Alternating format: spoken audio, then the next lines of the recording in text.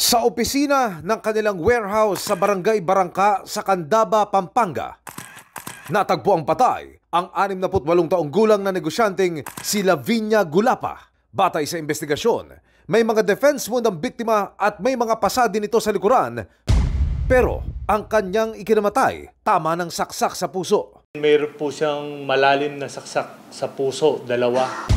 Ang murder weapon, isang karayom na nasa 5 pulgada ang haba. Yung pangtahi ng sako, yun po yung ginawa niyang sandata.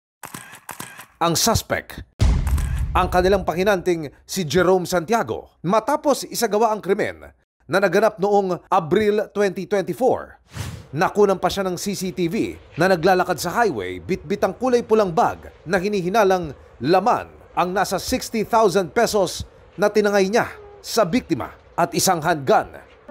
Ayon sa anak ng biktima, nagalit ang suspect nang hindi pabalihin ng kanyang ina. Ang nababalitaan ko po, nangangailangan siya ng pera.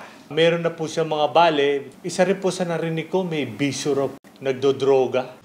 7 buwan makalipas ang krimen, naglabas na ng warrant of arrest ang korte laban sa suspect. Gusto ko po sana makulong yung tao. Sa lahat po ng pwedeng maaring makapagturo doon sa tao, magbibigay po kami ng pabuya halagang 300,000. Itawag o i-text daw ang impormasyon sa 0917-132-4975.